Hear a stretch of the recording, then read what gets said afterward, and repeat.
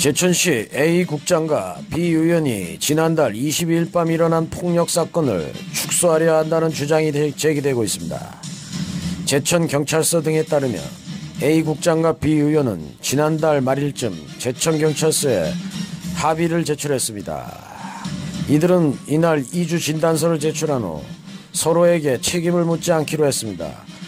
이에 따라 경찰은 지난 4일 이들을 불구속 기소 의견 상해죄로 검찰에 송치했습니다.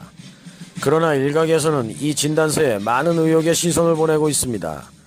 앞서 B 의원은 코뼈가 내려앉아 4주의 진단서를, A 국장 또한 뇌진탕 증세를 보여 3주의 진단을 받은 것으로 알려지고 있습니다.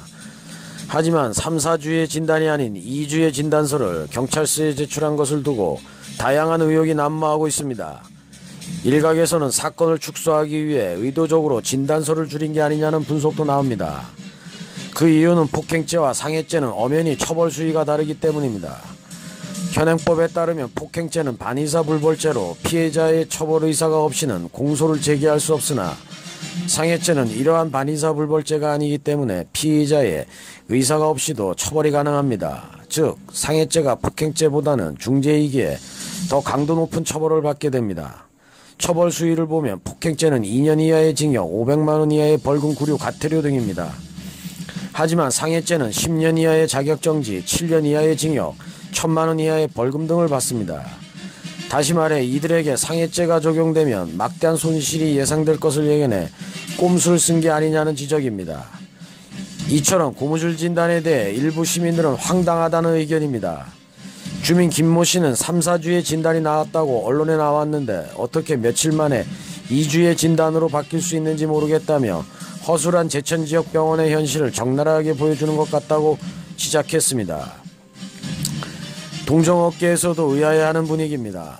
제천지역의 한 의사는 뼈가 부러지면 정도에 따라 다르지만 통상적으로 3, 4주 이상의 진단이 나온다며 2주는 보편적으로 타박상 정도라고 말했습니다. 이 같은 주장들이 확산되면서 일각에서는 두 사람의 병원 측이 입을 맞춘 게 아니냐는 의혹의 시선을 보내고 있습니다. 그러나 정작 A 국장은 진단서에 대해서는 전혀 모르는 일이라고 반박했습니다. A 국장은 3, 4주의 진단서는 언론사 기자들이 임의대로 진단을 낸 것이며 아직까지 진단서를 본 적이 없다고 항변했습니다. 이후 2주 진단서는 경찰서가 병원에 의뢰를 해 받은 것이며 조사를 하면 모두 나온다고 억울해했습니다. 반면 두 사람이 입원한 병원 측에서는 말을 아끼고 있습니다. A 국장과 B 의원이 입원한 병원 관계자는 개인정보 보호 차원에서 얘기를 해줄 수 없다며 우리 병원에서는 진단서를 끊지 않았다고 각각 답했습니다.